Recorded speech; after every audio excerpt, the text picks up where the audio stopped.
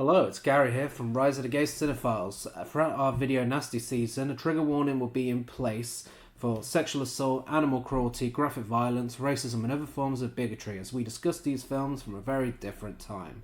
It may not apply to all of them, but it's best to keep the trigger warning here just in case. Enjoy the episode.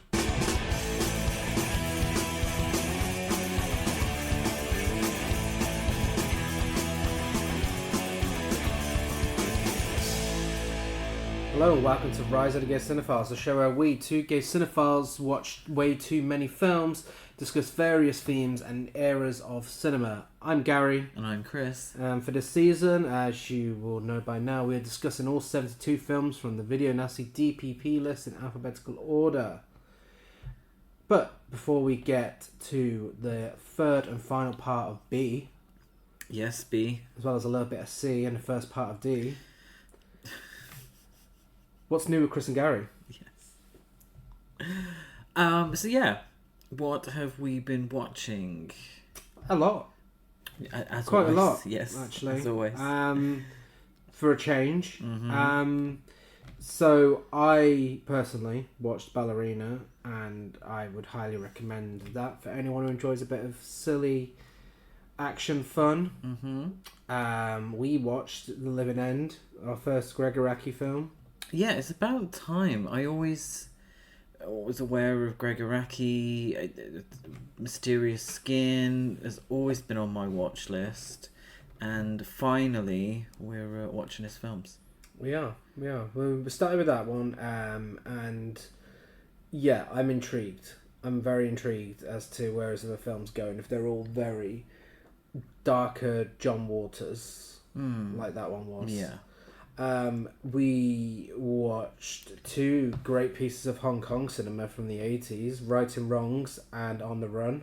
Oh, I absolutely adored Righting Wrongs. That was such a fun action film. So cheesy at times. Cynthia Rothrock continues to be amazing in these films.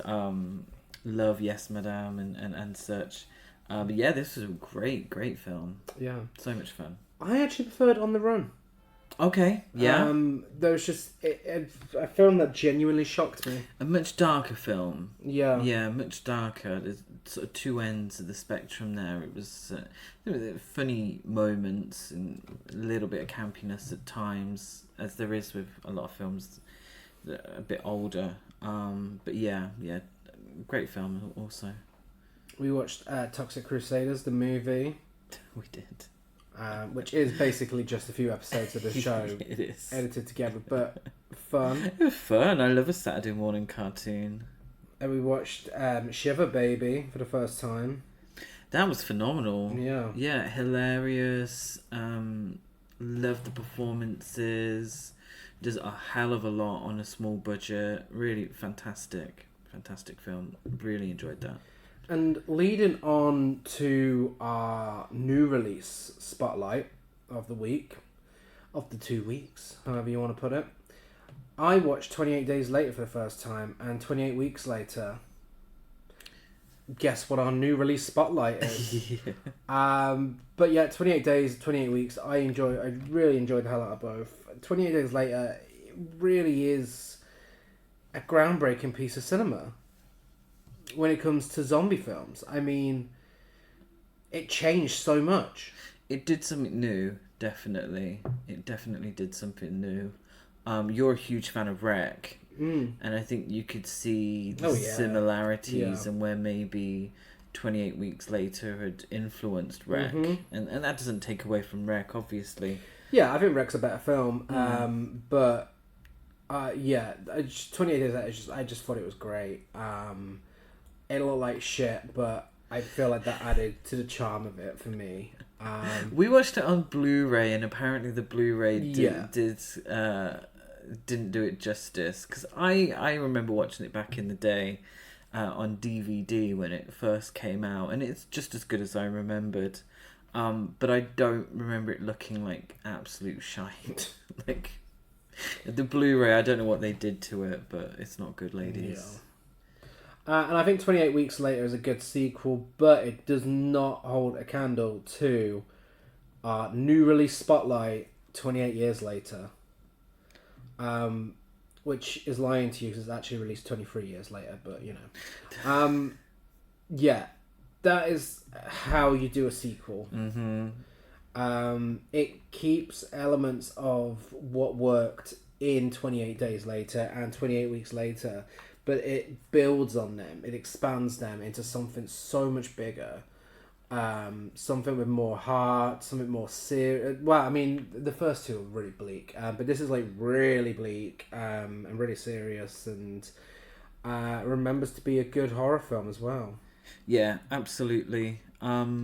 It's fantastic as a horror film, but also as a social critique, which I'll say it till I'm blue in the face. Horror is, in my opinion, the best genre to do this kind of thing. Yeah. It says something. It has something to say. It has a lot to say. A hell of a lot to say. But it doesn't allow that to take away from the fact that it's a scary horror film. Yeah. It's creepy. It's unsettling. It's bleak. But also, it's enamoring. I was there and the time flew by. Yeah. It really did. Because I was so engrossed. It did something, and I thought I would never say, particularly on the podcast. It has a central child performance that I thought was absolutely phenomenal. Yeah. And I usually struggle with child actors. But this was a great performance. Yeah. The kids in the first two films were genuinely really annoying. Yeah. But not in this. You know, really, really great job. Wonderful. Yeah, well written. I highly recommend. I mean, I'm sure you agree as well. This is the best of the trilogy. Yeah, no, absolutely. Yeah. Absolutely. Because this really does the absolute most that I think you can do with the franchise. But with that being said, I mean, after that jaw-dropper of an ending, I cannot wait to see what happens in the next film in January. Yeah. By Nia DaCosta. Yes, very, very much looking forward to that. Yeah. Yeah, I'm sure you've heard a lot about it already if you're a horror fan and listen to this podcast, but if you haven't seen it yet, then it's an essential one. See it on the big screen. Don't expect non-stop zombie action because it's really not what you're going to get. It's a slow burn. It takes its time and it really builds on its story to a really effective level. So, yeah, go check it out. And for a bit of shelf love, we have some shelf love this week. Studio Canal have released Darling, which we recently watched at the cinema. In 4K. In the 4K, yeah, the 4K transfer that has been released. Highly recommend checking that out, getting it, and witnessing British Carrie Bradshaw in all her glory. Yeah, I suppose. Because that is what she's given. Pretty much, yes. Julia Christie is so cunty in that film. She's incredible. Yeah, really amazing stuff. And we have been truly blessed by the good guys over at Second Sight Films and AIM Publicity. And we've been sent 4K copies of The Nice Guys and Talk to Me. The Nice Guys, one of the best buddy cop comedies of recent years. I think it's easy with buddy cop comedies to get it wrong. I feel like it's been done to death and they could easily be forgettable. But throw in Russell Crowe and Ryan Gosling together, shove them in the 70s, and what you get is actually something incredible and really genuinely funny. Great characters, Kim Basinger being amazing. A fantastic soundtrack, it looks amazing, and it's in glorious 4K now with plenty of special features. Yeah, Much deserved release. I always thought Nice Guys wouldn't be my kind of film, but when you put it on, I really enjoyed it. Yeah, I thought it was funny and very entertaining, and it's kind of advertised as a Christmas film, or at least it was to in this me. But it's not. You can watch it any time of year. This is true. You can. But yeah, I think it's the Shane Black effect. I think he's so good at what he does. He knows how to write great action comedies, and That's exactly what this is. On the flip side, something that's not as cheery and upbeat is Talk to Me, which I truly believe to be the scariest film of the past 10 years, maybe. A long time. What have you got in mind then? I mean, Hereditary was quite scary. Hereditary was creepy, yeah. Maybe since Hereditary. But Talk to Me was incredibly creepy. Yeah, really. Like, really effective. I remember seeing this in the cinema, and there being scenes where I actually turned my head. Really, really unsettling stuff, which is hilarious considering the directors just made like silly YouTube videos. And they seem like the most fun guys in interviews. Like, you would never think this came from some people like them. But it always seems to be the way. Yeah, the funniest people make the best horror films. But then also, everyone tells stories about how lovely Wes Craven was. Yeah. And then he was capable of making those, incredibly scary horror films. I mean, with Talk to Me, it is a film about trauma and processing trauma, and a lot of horror films do that in the age of A24 and such, but this does that on a different level, and it is mean-spirited, it is cruel, it does not pull punches. And it's, again, in glorious 4K, thanks to Second Sight, who are killing it, as always. They're one of the best in the game, and they are giving new releases that deserve big releases, proper physical media releases that we love to see. And perfect timing as well, considering Bring Her Back is coming out this year. America's already got it. I think Australia's already got it. And us in the UK have to wait till August. So Boo. fantastic. But hey, whilst you're waiting, yes, pick up Talk to Me from Second Sight on 4K. So yeah, that is Shelf Love. And now it's time to get back into the vault where we left off with B in the Video Nasties. And much like the UK's weather right now, it's The Burning. Oh, God. From 1981. This summer, if you're planning to go camping, don't. If you're looking forward to midnight swims, don't. And if you're thinking about being with someone where no one can see you, don't. Because this summer, a legend of terror isn't just a campfire story anymore. The Burning, rated R. Now showing at a theater near you. Check newspaper for showtimes. AKA Carnage, Cropsy, The Cropsy Maniac, Cropsy's Revenge, Burned by Fire, The Ruthless Revenge, Unknown Force, The Maniac with the Scissors, Flames of Death, and The Campfire Massacre. And The Forest Phantom. Oh, Forest Phantom. Unknown Force. The Sentenced. Saw Brandy. What's that? I have no idea. These are obviously... I tried doing Google Translate and Brandy apparently is just a word. Yeah, obviously we are translating these into English, so these aren't all just English titles. It's from all over the world, but they are, yes. I wouldn't, mispronounce these things. It's easier just to translate. Written and directed by Tony Maylam. What was your favourite title? My favourite title? The Maniac with the Scissors. I've realised recently I like a title with scissors in there. Scissors. We found that out with the Boogeyman. I think The Burning does the job. I think The Burning does. I think it's a really great title. I think because it's kind of vague as well, yeah, but also gives an image. Yeah. Too. I think The Burning's a great title for a film.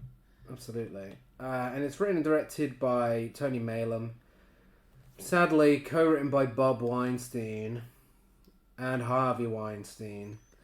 Peter Lawrence, Brad Gray, starring Brian Matthews, Leah Ayres, Brian Backer, Jason Alexander, and it's about an abusive former summer camp caretaker, Cropsy, who is horribly burned from a prank gone wrong 5 years earlier. Lurks around upstate New York summer camp stonewater with garden shears and bent on killing the teenagers responsible for his disfigurement. Ooh. Because I'm true. burning. That's accurate. After a prank goes wrong, Cropsey the caretaker returns to exact revenge on campers who never even knew he existed. Oh, and a sex worker too, just because. Harvey Weinstein draws on his years of experience of being a loathsome prick to bring a new twist on the slasher genre. Relentless toxic masculinity. Boys will be boys, women will be naked and kinda whiny, and the teenage campers will look somewhere between 12 and 30 in this cult slasher classic. Yeah, I mean, exactly that. It was prosecuted on the Video Nasties list, probably because they didn't think it's safe for you to have the endurance test of dealing with these fucking annoying characters. Oh my god. I swear, this film tests me, because I love this film. Yeah. I love this film. It's one of those where separating the art from the artist, if you can call that piece of shit an artist, is necessary, because a lot of other people worked on this film to bring a great slasher film that is the best Friday the 13th film to not come from the Friday the 13th franchise. Mm-hmm. So much to love here, just not the characters. Like, Alfred is the biggest villain of this film. He's a piece of shit. Most of the men are awful. The women get it really fucking rough here. And the worst part is, because of who fucking wrote it and produced it, we're actually meant to like these fucking idiots. But that's the thing. You have a character like Alfred who, and this is no spoiler, but he pervs on one of the other campers, Sally, to get back at Sally's boyfriend. Mm-hmm. It's very, very strange. And we're meant to be on his side. Yeah, and he constantly tries watching people have sex. And he's like, oh, no one likes me. Yeah, because you lurk around the showers, you weirdo. Like, don't do that. Like, I'm not being funny, but on, like, 2 or 3 separate occasions in this film, men force themselves upon women. Yeah. Like, multiple times. And it's just like, oh, why are you like this? You know you want it. It's like, really? Really?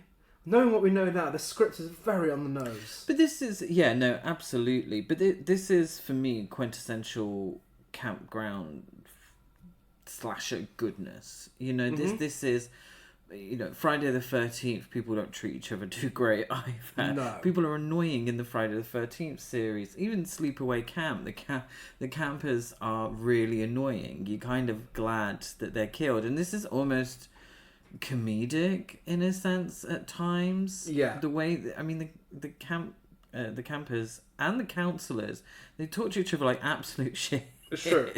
It's true. They're like smoking and like, oh fuck you, and they're like looking at dirty mags and all of that, and it's like, whoa, like these are very.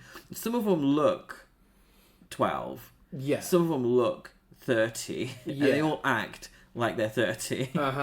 Yeah. Some absolute bizarre things go on in this film, and I do like that silly characters not talking like human beings side of summer camp slasher films. Yeah, it's what adds the charm to it. I mean, the concept of the film is based on a campfire story told at summer camps in and around New Jersey and upstate New York. A story still in circulation. And it's a really great premise. Well, it later became a documentary, Cropsey, which I've seen. It makes no mention of this film, surprisingly. Consider it's a cult classic. Yeah, it's a great premise with so much franchise potential. I'm actually surprised it's still a standalone film. But amidst all of this Cropsey horror and him going around butchering people, you have fucking campers dealing condoms. Yeah. And someone who I believe is meant to be a teenager but looks like he's everyone's grandfather, the big bully of the film, complaining that his condoms aren't lubed. Who the fuck are you planning on having sex with? Well, he does. Yeah, exactly. It doesn't last very long. Why does she need the lube? I mean, but then again, with his personality. Lubricated rubbers. Tom Savini turned down working on Friday the 13th Part 2 to work on this. And you know what? Good on him, because This was a good choice. This is some of his best work. Yeah, it's a huge, not just because it was on the Video Nasties list, but it's a huge part of why we're sat here talking about this film. Yeah. The reason I've seen it numerous times and we've watched it on the big screen is because of Tom Savini's work. Yeah. It's up there with his best, and he's fantastic. And he was in his prime, you know, from Dawn of the Dead. Well, actually, I don't think he's ever done badly. I don't think so. Yeah, actually thinking about it, it's just a cliche to say, isn't it? Because I don't think he's done a bad job in any of the films he's worked on. Yeah, I mean, this is top tier. Yeah. Top tier Tom Savini. And obviously, we all know the famous one. Mm-hmm. We know the raft scene. Yes. If you don't, then a bunch of kids are butchered on a raft. Mm-hmm. And it is one of the best sequences out of any 80s slasher film. The way it's shot, the soundtrack, the practical effects, everything in this scene is just genius. And it only makes me wish that they fixed a few of the other gripes in the film, because this really could have been, you know, top 5 slasher films. It fixed some of its flaws. But this sequence is just amazing, and no matter how many times I watch it never fails to impress me. And still to this day, it looks so good. Yeah. And some of it even feels at times, and I'm thinking one murder in particular, like a giallo film. Yeah, no, like, definitely. That sex worker kill, like, again, really graphic. Yeah. Really great use of practical effects, and it does have that giallo feel to it, especially with like the head through the window, which is very Argento.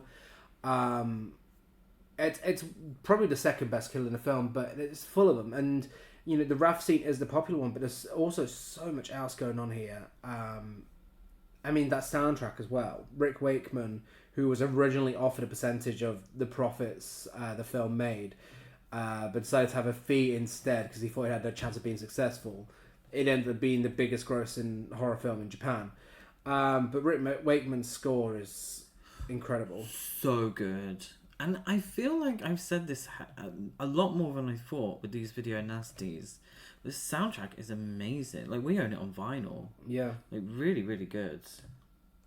Feature film debut of Jason Alexander as well, from Seinfeld, Pretty Woman. Fisher Stevens, who's an Oscar winner, and Holly Hunter, who's also an Oscar winner. Fisher Stevens didn't win an Oscar. Fisher Stevens did win an Oscar. What did he win an Oscar for? I do not remember, but I'm sure he is an Oscar winner. Wow, I didn't know. He was probably most famous for... Oh, yeah, he did. Yeah. Oh, what did he win for? Let's have a look. Best documentary feature in 2010. Oh, good for him. Yeah. Probably most famous, correct me if I'm wrong, for Short Circuits. I think so. Yeah. Yeah, and Holly Hunter's in here for very briefly. Briefly, yes, very briefly. Yeah, it's just, it really is. If you're a horror fan and you love a summer camp slasher film, this is one of the essentials. If there's a summer camp slasher starter pack, it's this. It's Friday the 13th. It's Sleepaway Camp. It's Maniac. Those are your 4 big ones that you need to see. Yeah. I love some of the dialogue here. I do put them out of context. But there's a very memorable scene of the bully swimming to all the girlies after he pushed Alfred into the lake. And he swims over and he's like, "Wow, you look like a bunch of mermaids over here. Hi, Sally. Hi, pretty girl." What I like that the film does is that it does build its characters. Yes, Yeah. they're kind of annoying, but they're actually built, and so you actually care when what Some of them, happens. yeah. But you're invested. Yeah. So you care in their story. Some of them you're like, yes. Mm-hmm. But you know, pretty girl Sally. You know, I was kind of sad when she was killed. Are these spoilers? Like, the majority of the people are going to die in this film, Yeah. just so you know. It's a slasher film. It's a slasher film. Yeah. Maybe it is a spoiler, but I think it's worth saying. I mean, his face is all over the fucking artwork with the vinyl. But sadly, Alfred is your final boy. Yes. Not often it happens. No. And sadly, this is the film where it happens. Yeah. Mm. But do you know what? But then you have other survivors too. Yes, that's true. They just don't get the final boy treatment. Yeah. And Cropsy is a villain. I think Cropsy looks great. I love the makeup. And again, should have had sequels. Yeah. I suppose it's not really marketable. Mm. Well, maybe it is. I mean, it would have been in the 80s. The next Freddy Krueger? Yeah. Like, but it's before Do you that. reckon they'd have a NECA? Yeah, no, but absolutely. I mean, in terms of marketability, from making it into a franchise. I think so. Yeah? Yeah. It has an IMDb rating of 6.2 out of 10, Letterboxd rating of 3.1 out of 5, and my rating is 4 out of 5. Mine is also 4 out of 5. Do you know, it doesn't happen very often, the IMDb and the Letterboxd match up completely. Yeah, that's true. Are we in agreement that The Raft is the best kill of the film? Yes. Particularly the fingers. I was going to say the forehead. Oh, okay. Yeah, that does look quite... It does look like... Ooh. Did it deserve to be on the list, and why do we think it's on the list? No. Maybe. Somewhere in the middle. I don't know. It's another one of those where I don't think it's that graphic. It's the sex worker death. It's the sex worker death. The skinny dipper getting her throat slit. Yeah. And the raft scene. It's blood and nudity together. It's very sleazy at times. Like, I mean, one thing that I noticed on this, 100th viewing of the film was the scene after Cropsy escapes, kills the sex worker, and we go to the camp. And the younger girls are running in slow motion with their boobs bouncing up and down. It's like really unnecessary. Oh, yeah. Yeah. They are playing, I suppose they're playing rounders, aren't they? Yeah. Or whatever they're playing. But, Softball. yeah. I don't know. Video Nasties. If this was on the Video Nasties list and it was prosecuted, then why wasn't Friday the 13th there? That's my question. It's the difference between a big studio and a small studio. Exactly. Yeah. Next up, we have... Oh, yeah, by the way, happy Pride Month, everyone. We are a queer podcast, as the title suggests. And we couldn't go Pride Month without discussing a gay film, could we? No. So here we have our revisit of Butcher Baker Nightmare Maker from 1981. An unsuspecting boy comes home to murder. Suddenly, his life becomes a nightmare. Did you kill him? No! Was it the vicious act of a tormented stranger, or is it someone close to home? Caught in a web of bloody horror, he must find the truth or be the next victim. A chilling nightmare explodes in pure terror. See Butcher Baker Nightmare Maker. Rated R. Starts Friday at a theater near you. AKA Nightmare Maker, AKA Mama's Boy, which makes no sense. Well, I suppose, but no. It makes no sense for it to be the title of the film. That's true. AKA Night Alert, On the Edge of Nightmare, Fear, the protected from evil, Threat in the Night, The Evil Protege, Thrilled to Death, Mrs. Lynch, which absolutely that makes doesn't no make sense. Like, that's the West German reissue title. I don't think that's even her surname, is it? No, it's not her. It only Lynch. So, it's Billy Lynch. Yeah. So, it's... Yeah, so it doesn't make any sense. Unless it's been a little bit homophobic. Which Maybe. It's not. But yes. Did you have any more?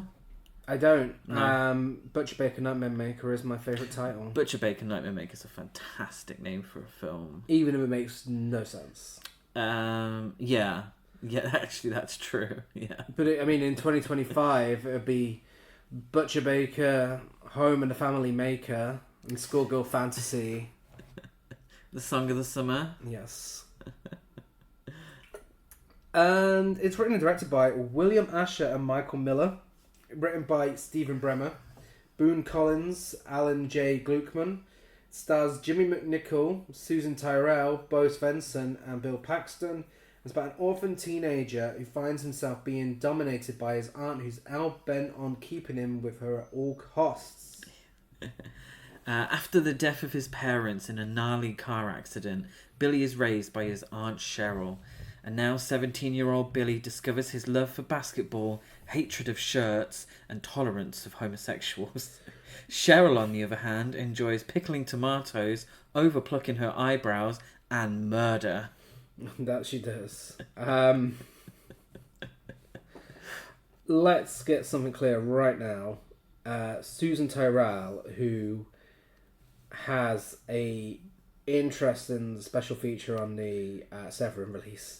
Oh, where she watches the film. highly recommend the 4K release from Severin. It looks great, and the extra, like Gary said, where Susan Tyrrell reacts to the film is amazing. Yeah, the Susan Tyrrell Gogglebox. She believed it to be awful, but quite enjoyed it after that watch, I believe. Yes. It was a role written for Patty Duke, but let's be clear, Susan Tyrrell was made for this role. Yes. She hams it all the way up. It's so camp. But also she's just so fucking good and so frustrating to watch in this role. Like, she is a horrible character and she plays it so well. But you know what? She's not the only villain in this film. Which was non-prosecuted, by the way. It was not prosecuted. She's not the only villain in this film. No. The bigotry within the police force is also a big villain in this film. Yeah. We start off with a precursor to Final Destination 2 with a log truck death. Yeah, really fantastic. There must have been a bit of a budget for this film. Because you always assume video nasties are all low budget, sort of cheapo horror films, but I think there was a bit of money behind this one. Yeah, no, absolutely. It's a great setup, this first death. And it's also, it was given the award for Best Horror Film in 1982 by the Academy of Science Fiction, Fantasy and Horror too.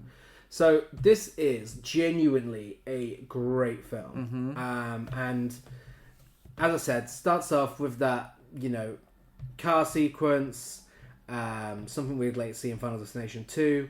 And it goes on to lead you to think it's just going to be exploitation and overbearing aunt. But also what this is a fantastic piece of queer cinema that is way ahead of its time by so many years. The way it portrays its queer characters and the homophobia that they have to face is fantastic. It's so progressive and really, really does deserve more love. I mean, I've seen some people call it homophobic. It's actually the complete opposite of that. Like, homosexuals are portrayed in such a positive light here, and the policeman who is obsessed with his weird homophobic ways is the villain. Yeah. I mean, the aunt is also the villain. Yeah, of course. But it's obviously it's not the classiest of films, but it is entertaining because there's the liberal use of the F slur. Yeah. And a big plot point is how a F slur couldn't rape a woman. Yeah. So, and that's kind of the plot point leading to the police officer becoming very embroiled in everything and thinking that Billy is the murderer. So it's kind of sleazy in that sense, but then it's very sympathetic to its living homosexual character. Yeah. Now, you can put on to Billy whatever you wish. Is Billy bisexual or is he straight? But he's a damn good ally. Yeah. Because he's not judgmental of his homosexual coach or his basketball. And he is, throughout the film, a victim of homophobia. Yeah. Despite, for all intents and purposes, not being a homosexual. his aunt Cheryl is also homophobic. Yeah. So it takes a very sympathetic view towards the way homosexuals were treated at the time. Just because it does have very liberal use of the F slur, but homophobes also use the F slur liberally. It's portraying how these characters would have spoke. I mean, one character in specific would have spoke. And, you know, I think something, a smaller detail as Billy not saying it back to him shows us, you know, who's right and who's wrong here. Because, you know, in modern day, a lot of audiences like to be told what is right and wrong. And I think that's very clear here. And, yeah, all of that aside, and I say that lightly because I think it's a massive part of the film. And I think it is a side of the film that deserves more attention and it should be seen as a queer classic. But with that aside, it's just a very fucking entertaining slasher film. Absolutely. I mean, you know, as you said, this twink cannot keep his top on. No, he can't. Gets his ass out. He At does. one point as well. So it really does feel like it was made for the gays. He pours yogurt over Bill Paxton's head and they have a very homoerotic fight. Yeah.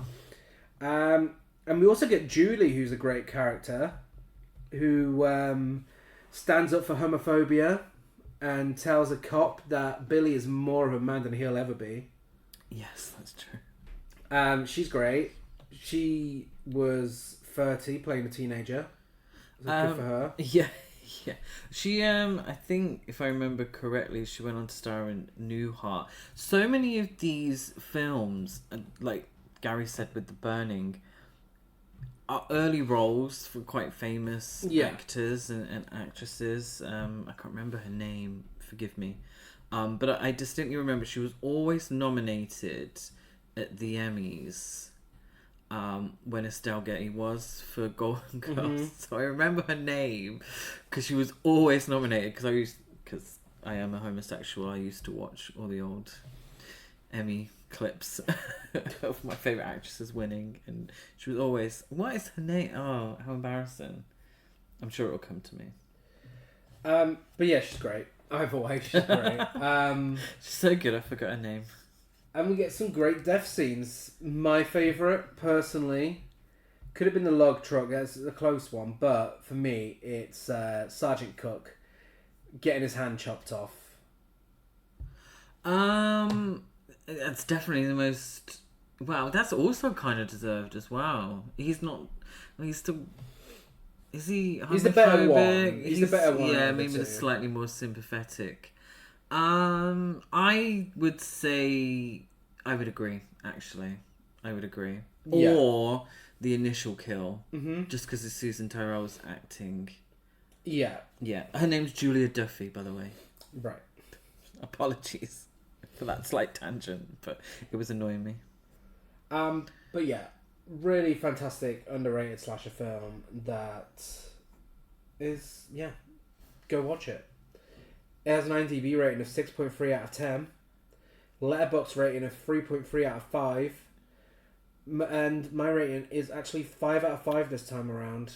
I've been on 4.5 for a few years with this one, but I just found so much more to appreciate about it each time I watch it. It really, top tier slasher. My rating 4 out of 5.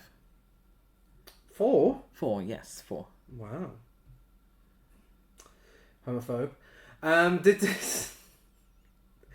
this deserve to be on the list? I am, yeah. Why do we think it's on the list? I don't think it deserves to be on here at all. No. Not even close. Aunt Cheryl stabs a TV repair guy to death whilst her breasts are falling out. Something I don't think she knew even happened. No, Susan Tyrrell was really surprised at how much of her nipples were showing in that scene. Maybe openly gay characters not being judged for being gay. Maybe that had something to do with it. I would assume the homosexual parts sort of got BBFC's backup. Incest as well, the allusions to incest too probably didn't go down well. True. But yeah, don't listen to those Tories. Go watch this film. Yes. Especially during Pride Month. Next up, we're taking a trip back to Italy for some Contamination in 1980.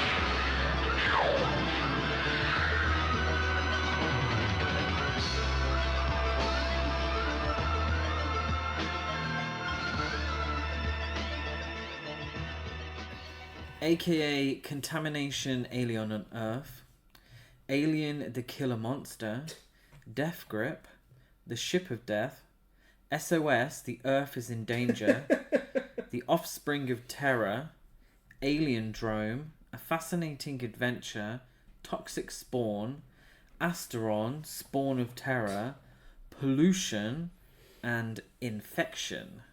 And Alien Contamination, and The Brood of Horror. Oh, Brood of Horror. My favourite is, of course, Alien Drome. Beyonce's lesser known here. Yeah, I mean, I'm gonna have to go with SOS. The Earth is in Danger. See, that's a great title, but that would be a great title for 50s science fiction. It would. Yeah. It is written and directed by Luigi Cozzi. First good film made by Luigi Cozzi that I've seen. Yeah, you've got quite the history of Luigi Cozzi, haven't you? Yeah. Let's just say, he probably shouldn't push for educational films about the Wizard of Oz to be shown at horror film festivals, especially ones that have intricate sequences that look like travel guides.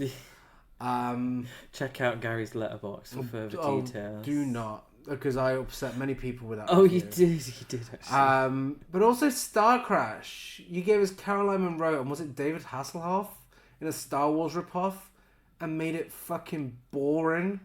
It was How? David Hasselhoff, yeah, Like, and Joe Spinell. How did you make that boring? And Christopher Plummer was in that film too. Jesus Christ. Thankfully, he didn't make this one boring. Paganini Horror was boring too. Yeah. Stars Ian McCulloch, Louise Marlowe, Marino Massey, and Siegfried Roch.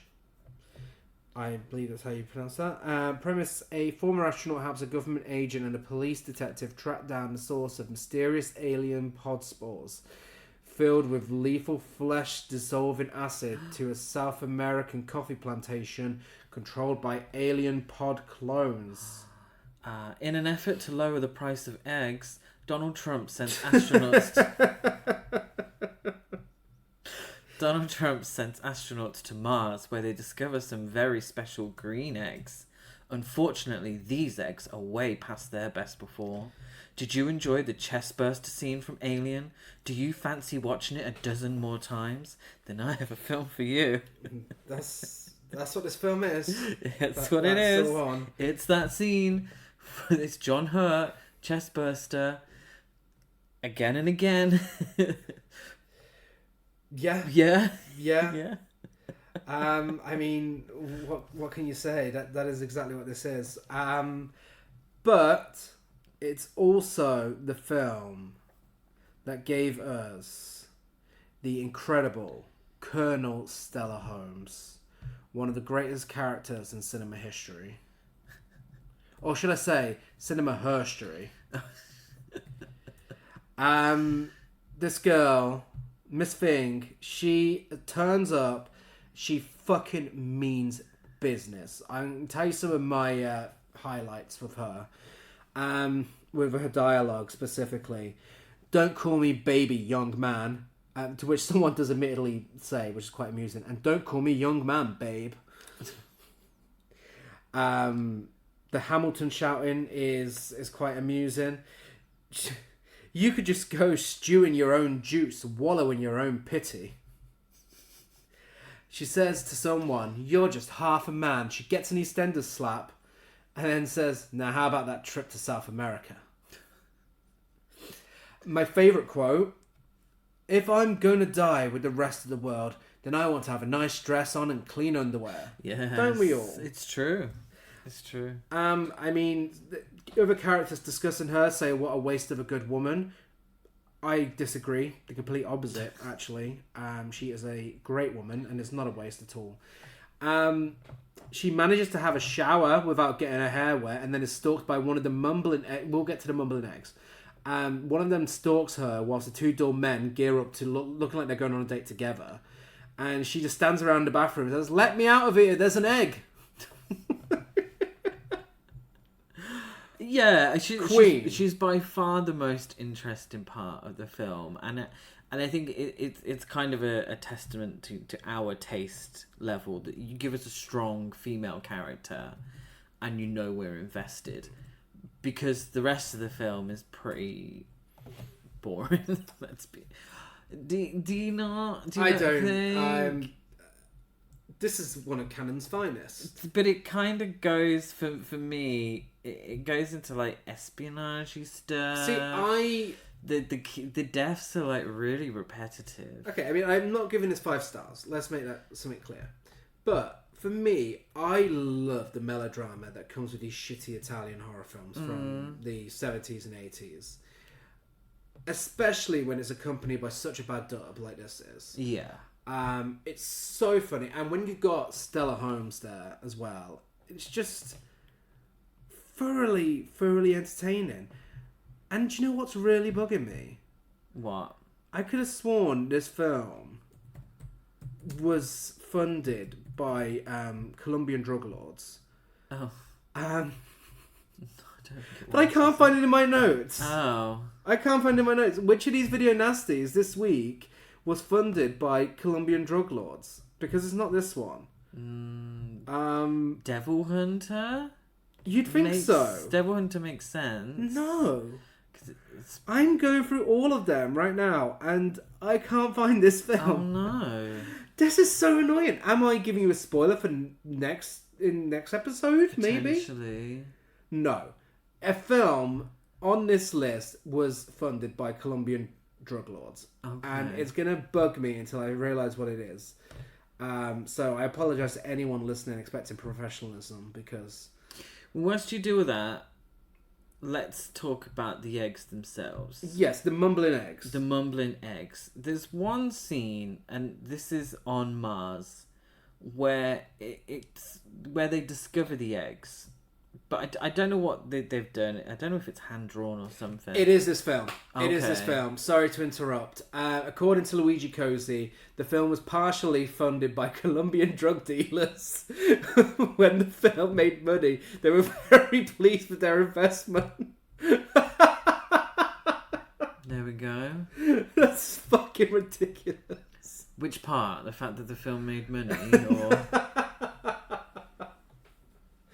Because you see like Colombian airwaves and stuff pop up in this film every now and then. The reason the film exists is because of Colombian drug dealers. The aliens. Yes. I wonder how much of their funding went into those. They're not aliens. They're alien alien babies. eggs. Yeah. So they're alien eggs. So we don't actually get to see, unless I'm mistaken, an actual real alien until the end. And even then. Even then, it's it's no xenomorph, is it? No. It looks very hokey. It's some sort of cyclops, isn't it? Very hokey. But there's one shot where the eggs, it's in a cave, but the eggs look like peas, like garden peas. And the cave looks like a very clean, like, colon or something. And it's so ridiculous, because then you see the actual eggs, that the special effects team have made, and I don't know how to describe, like,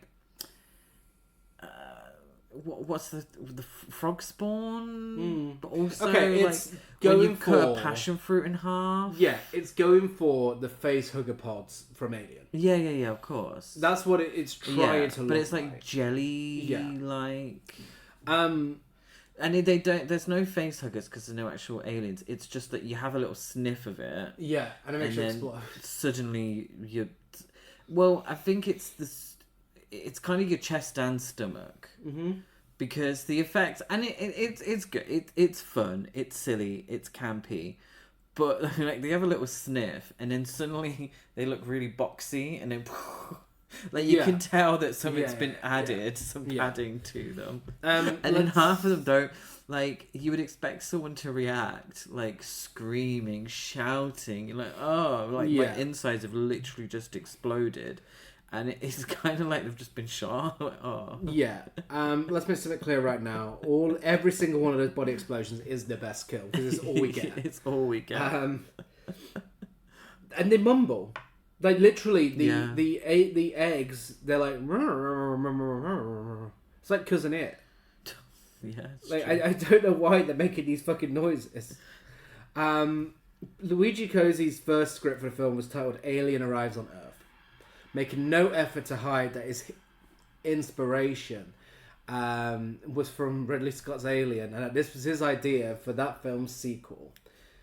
Some countries did market it as a sequel to Alien. Of course.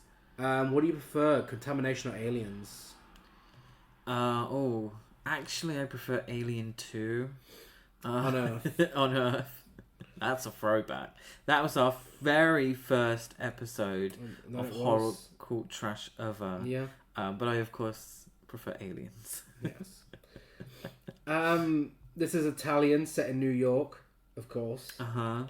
The opening is very much tell. like Zombie Flesh Eaters. The opening is very much like Alien 2 on Earth. There are a few things in here. Yeah. This Alien on Earth, that was awful. It's a miracle that Luigi Cozzi managed to make this as entertaining as he did. Also a credit to Goblin and their fantastic score. Oh yeah, fantastic score. Like really, I would own. I wouldn't be inclined to own the film on physical media. It's personal preference, but I would absolutely purchase the soundtrack on vinyl. Fantastic. Have you had any pin-ups for these, by the way? Pin-ups? I know you've been having your favourite sexy men Oh, from of the course. Yeah, I totally forgot. What would be our favourite pin-ups? So it would be what was his name from The Burning, the main camp counselor, Brian Matthews. Very handsome man. There's a bit of a theme obviously we're gonna get is a lot maybe generic brunette white guys. Right. That's what these films are like. Yes. I don't think there's a pin-up for this one. Butcher Baker Nightmare Maker? It would probably be the coach. Probably. Yeah. No, the coach's boyfriend who gets killed. Yeah, maybe. Yeah. No, I would say the coach. So slightly hairy, slightly older man. You know, personal preference there. For the Contamination, I'm sorry. Excuse me. Well, speaking Contamination. of, I'm sorry. I'm going bisexual for this one. I've got to give it to Stella Holmes. I don't think anyone else deserves it. No, true. Colonel Stella Holmes can do no wrong. Yeah, Ian McCulloch isn't really my type, to be honest. Yeah. Originally, she was going to be played by Caroline Munro, by the way. Ooh, yes. But, I mean, I wouldn't change her for the world. What about Cyclops? Do you think he's hunky? No. It's absolutely everything I wanted it to be. Gloriously cheap and cheesy. Yeah. It's quite a design. Yeah, it's... I've got nothing to say. Well, in that case... It's cheap.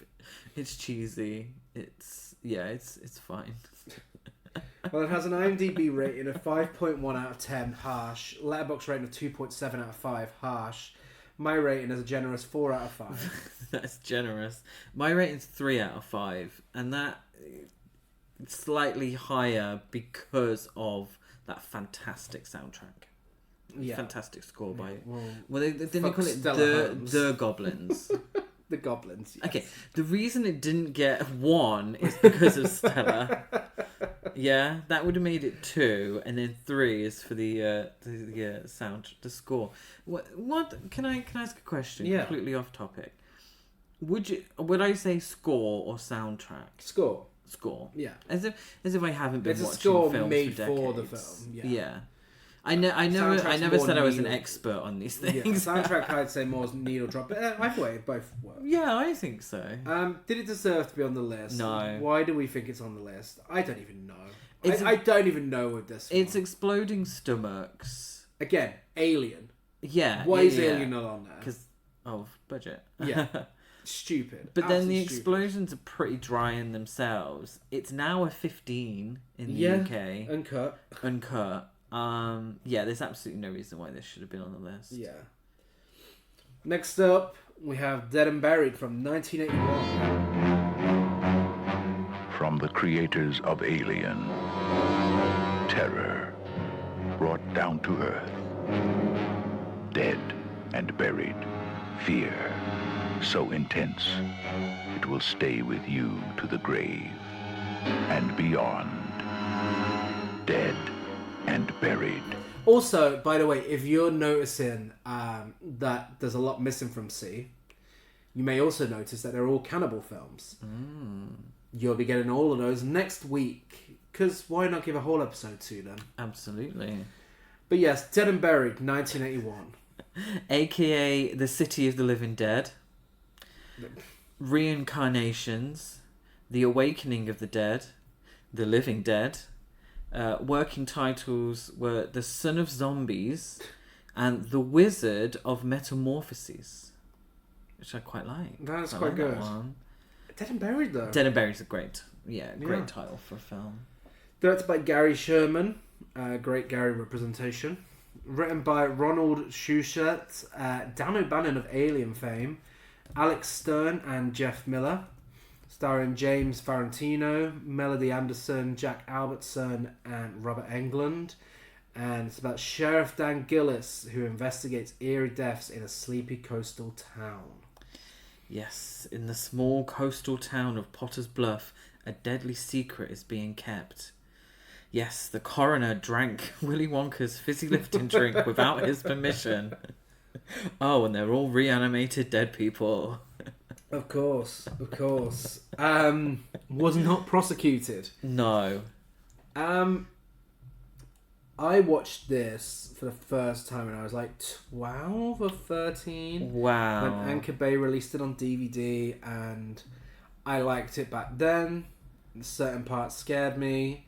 As an adult, I realised it's actually a prestige piece of filmmaking.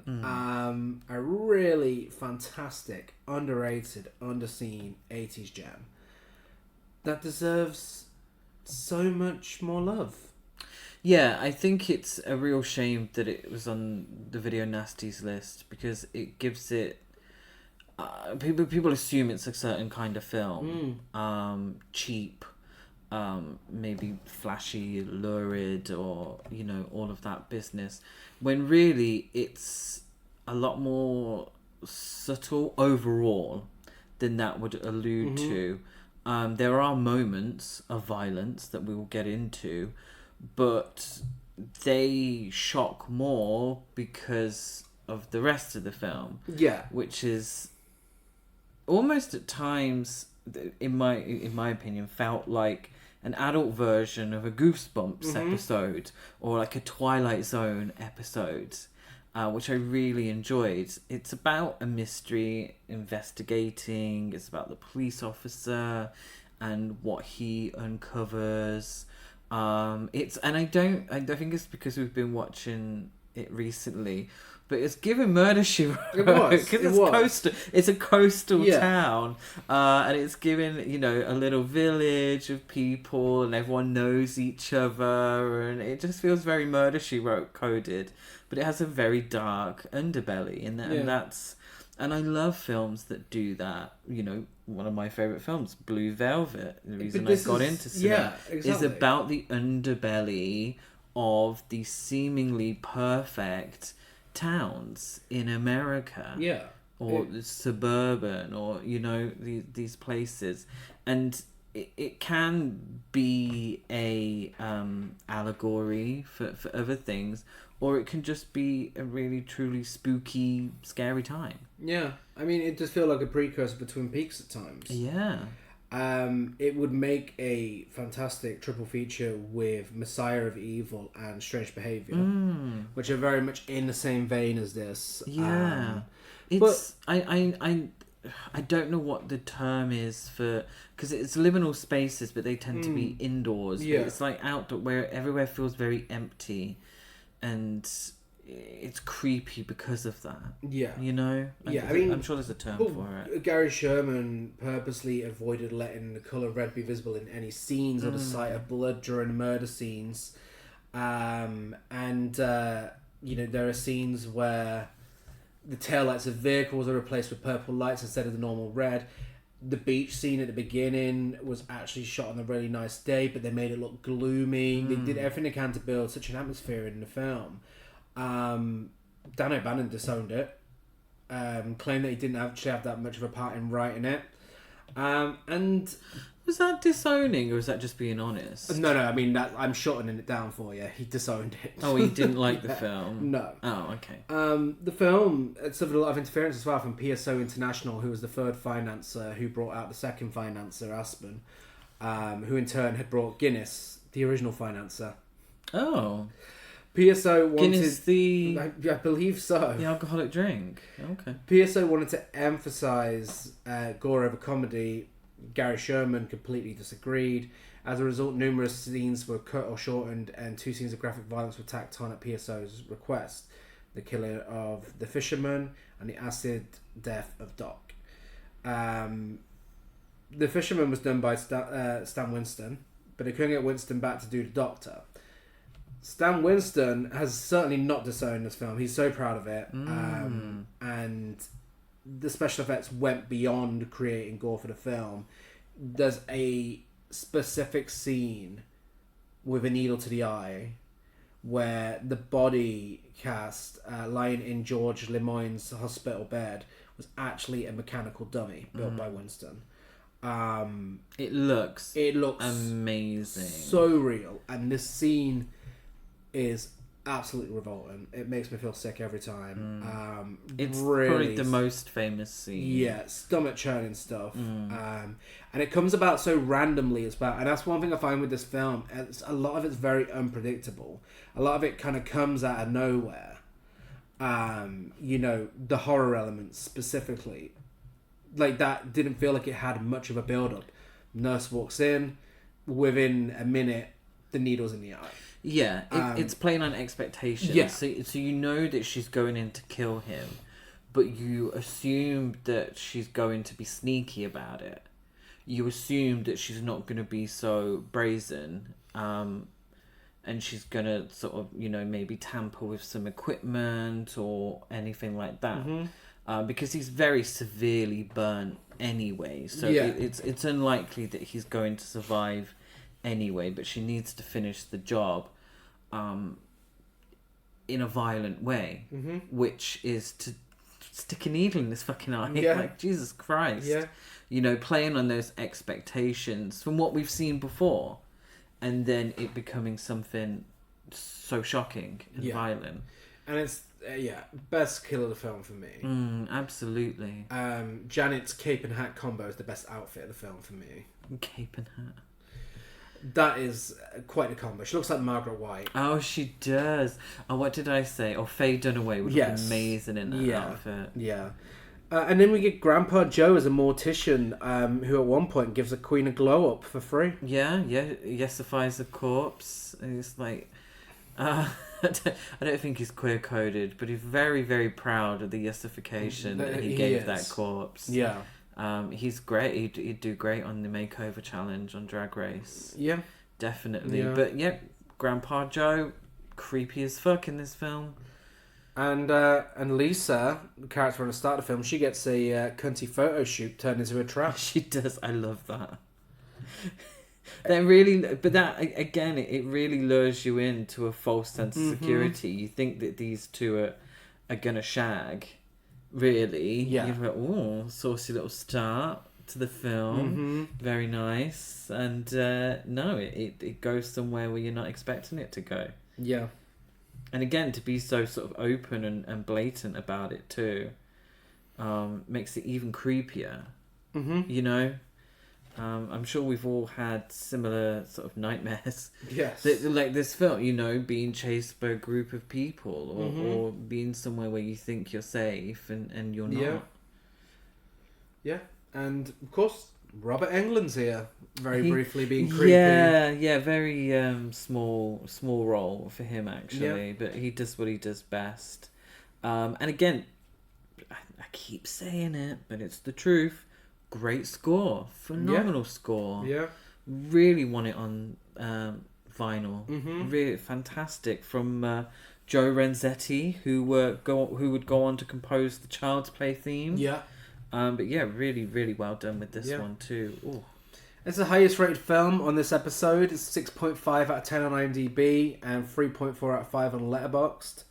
My rating, again, this time it went up to 5 stars. It's 5 out of 5 for me. Yeah, it went up for me as well. Gave it a 4.5 out of 5. It's just one of those films that I feel should be discussed more when it comes to best horror films of the 80s. It's, check it out. Did it deserve to be on the list? Why do we think it's on the list? No.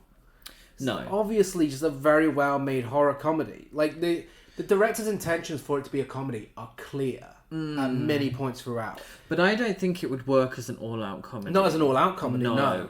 But I think the horror elements complement those side of things, and it's just really fucking well-made. It's literally just on here probably because of that needle to the eye scene, and because Freddy gets killed by Freddy gets burned by a cunty woman with her boobs out. That's probably why. Yeah, well, there's murder during sex as well. Yeah, not explicit sex, but murder during sex, and the face melting. Yeah, and it's called Dead and Buried. Yeah. That's probably the real reason why it's on there. I hope you enjoyed us discussing good films for this episode. Because now we've got to dig into the bin a bit. From the sublime to the ridiculous. Sadly, next up is Delirium from 1979.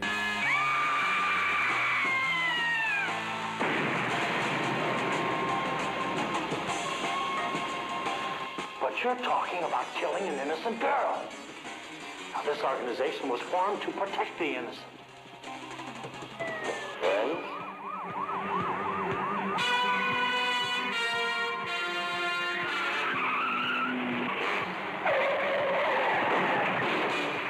Delirium. Coming soon to a theater or drive-in near you. Don't miss it. Also known as Delirio, Psycho Puppet, Charlie's Revenge, Under Sentence of Death, and Death Sentences. Yeah, Psycho Puppet's the best title. Psycho Puppet is good. It doesn't seem particularly... well, I suppose it is accurate in a sense. But I love the title Delirium. And I can't wait to watch the Italian film called Delirium. Yes. Which I would hope is better. Who directed that? Can you remember? I think it was Fulci. No, Lamberto Bava. Oh, okay. Yeah, Lamberto Bava. Well, this one's directed by Peter Maris, It is. co-written by, and because he wrote it as well, co-written by Richard Yalom, Eddie Krall, and Jim Lowe, starring Turk Kikovsky, Debbie Cheney, Terry Tenbrook, and Baron Winchester. As an ex-soldier who's hired by local right-wingers as a vigilante to clean up criminals and street people. However, he freaks out and starts killing off everybody. After her friend is murdered, Susan decides life is too short, and after a brief moment of mourning, decides to shag the detective leading the murder case.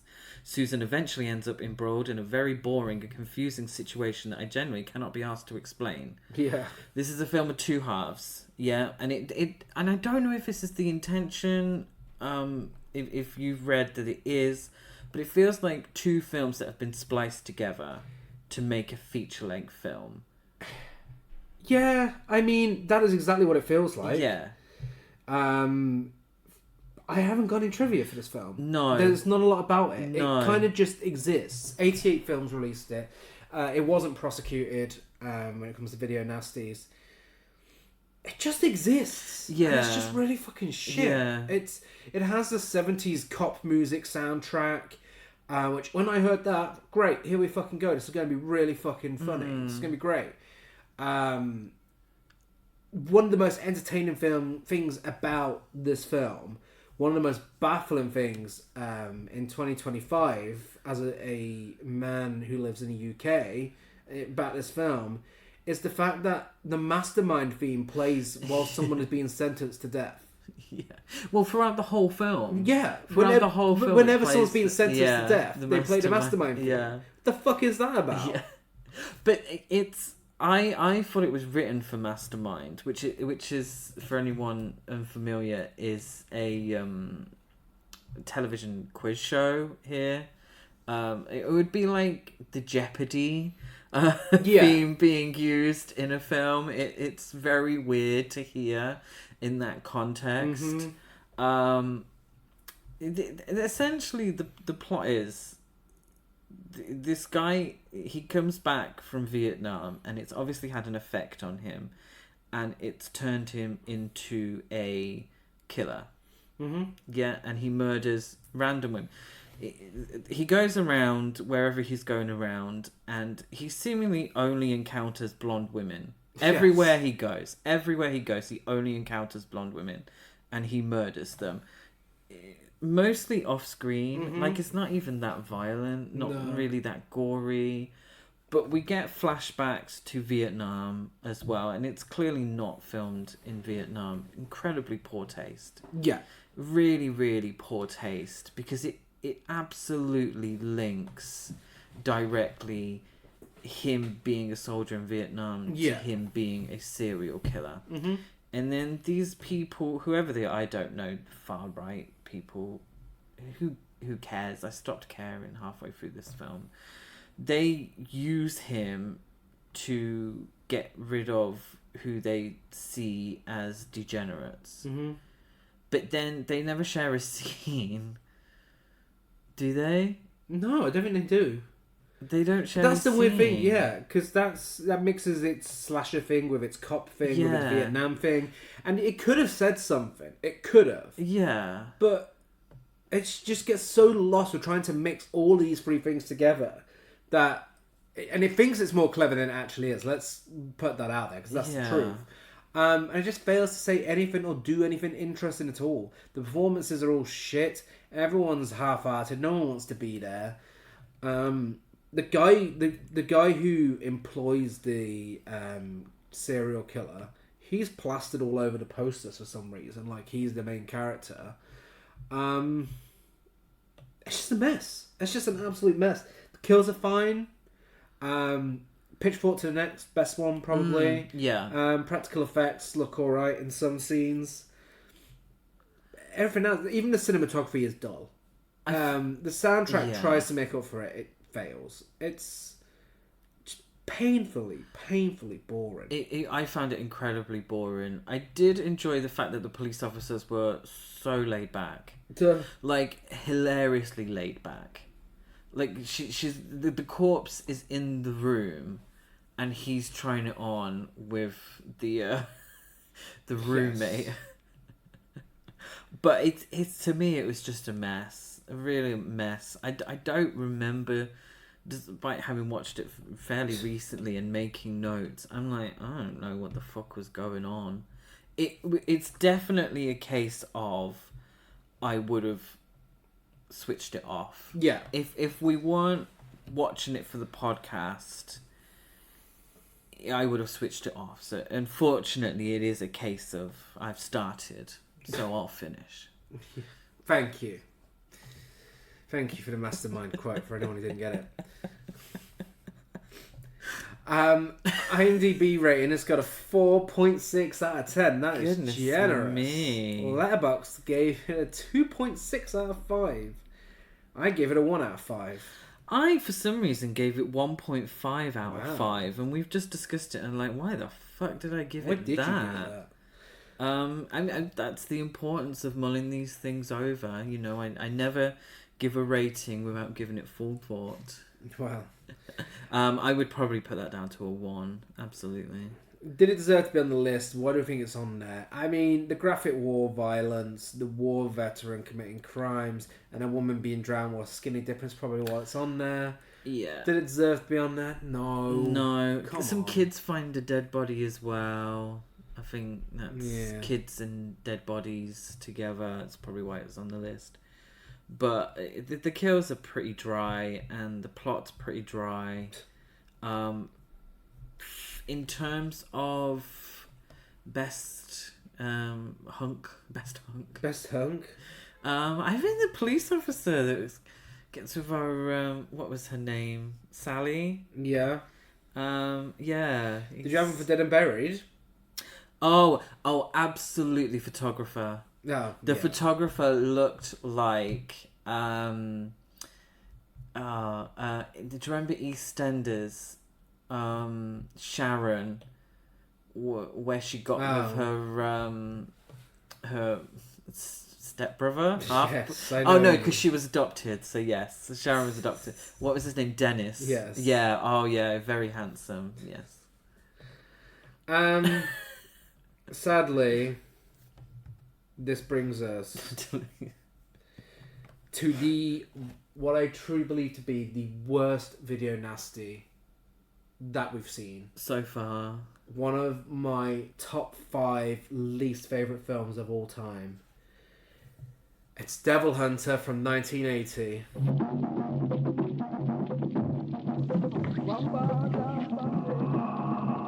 He couldn't care less about her. He'll pay, you can bet your life he'll pay. Why don't we send him a piece of her? That'll convince him to pay up. What do you think?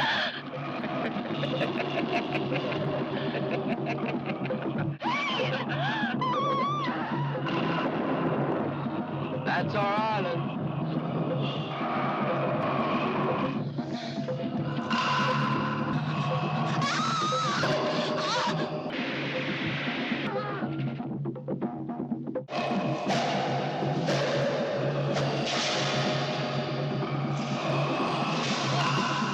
AKA El Cannibal, Manhunter the Kidnapping, Sex with Cannibals, Sexo Cannibal, Hellhunter, Manhunters, Virgin Among Cannibals, The Raptor.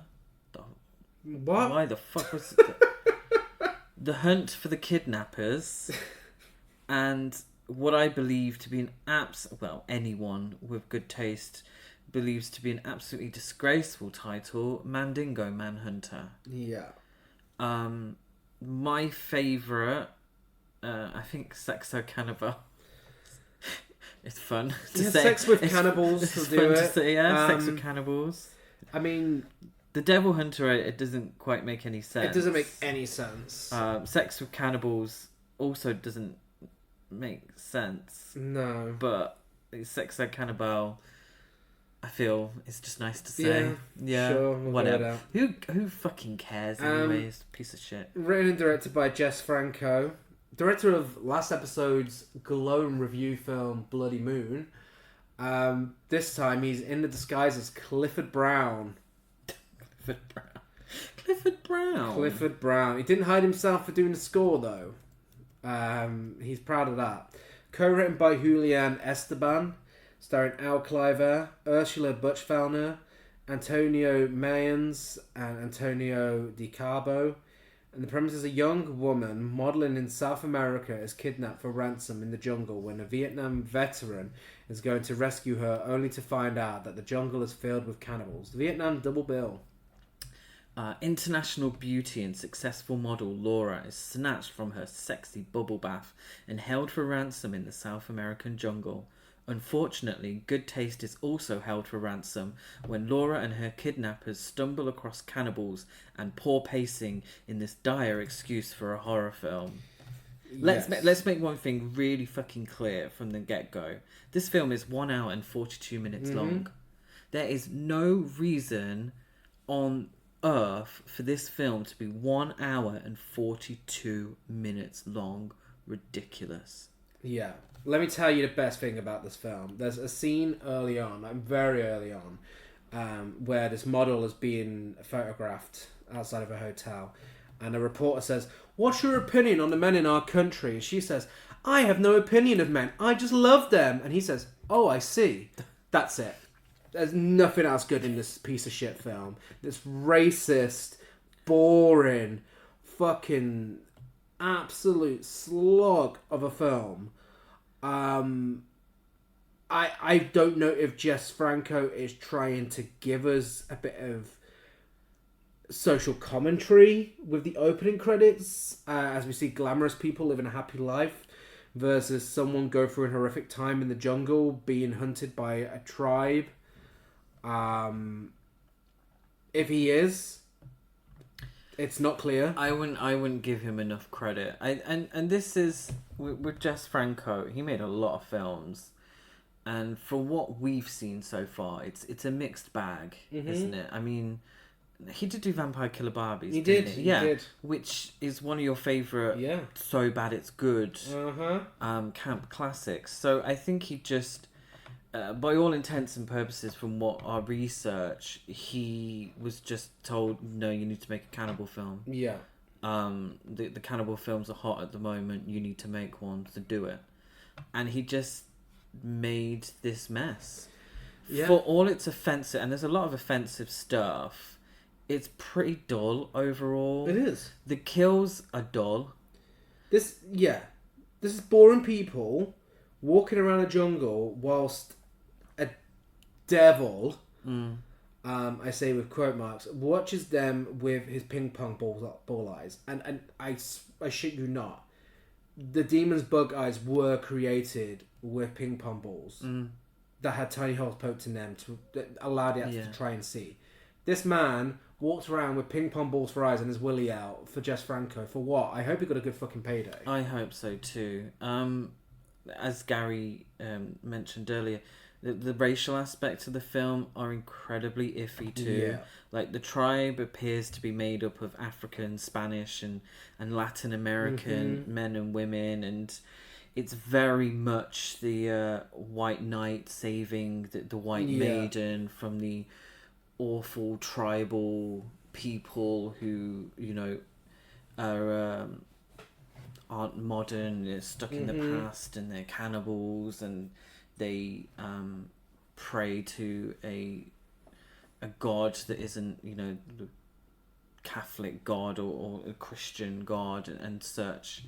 Really very iffy in that respect. There's lots of sexual assault in the film as well. I don't know if it's meant to be titillating or not. It certainly isn't. It's really poor taste.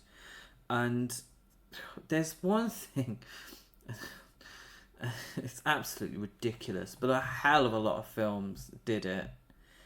Every time a woman is full frontally nude, the camera zooms at her crotch. What do you mean a lot of films did it? What else did it? Emmanuel and the Cannibals. Oh, I suppose. Yeah. This is like to another level though. This is every single time. It's set in the jungle, but a great number of the scenes were filmed in the bush. Because every time, and it's very early 80s, so Bush is in office, and the camera just like, whoop, there you go. Yeah. There it is. If I didn't know what a vagina looked like before this film, I certainly know now. It is constant and so unnecessary. Well, we say it's unnecessary because we're not watching this for cheap thrills and titillation. I was disturbing. Yeah, I would. Yeah. Why are you watching a cannibal rape film to get off? Yeah. Seriously, go and see someone. Mm-hmm. Yeah, genuinely, I just, there's not enough words in this world to describe how much I hate this film. Yeah, at first, I didn't think I was going to hate it because, you know, bad dubbing, camp character, but then it's all downhill from there. Yeah.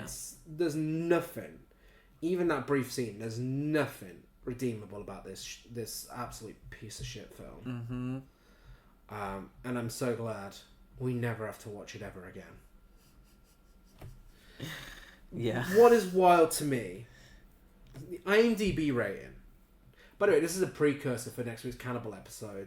I believe we've got the worst one out of the way. Yeah. But there's one coming up that's got an uncredited writing credit for just Franco. So, and was released in conjunction with this by A8 Films. So, good luck to us for that one.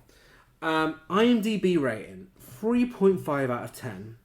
Letterboxd rating, 2.3 out of 5. That is fucking ludicrous. That is very high. Surely no one's given this should 5 be stars. in the 1 points. Do you think anyone's given this 5 stars? Of course they have. Of course they have. Some fucking edgelord house. My rating is half a star out of 5, and that's being generous. It's half, yeah.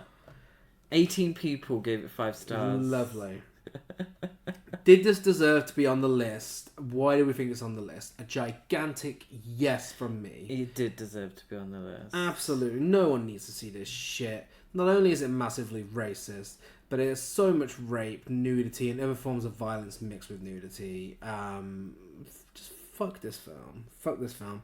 I'm not sure the Tories would have been bothered about how racist it is. It would have all been to do with the sex and violence mixed together. A surprising amount of cock shots as well. It's There's the kind a lot of of thing cock.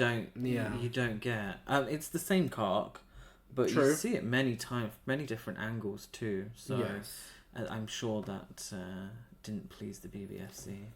Yes. But that concludes this week's episode, leading us to our little modern video nasty section called That Could Have Been a Nasty, a modern film that would have made it onto the list.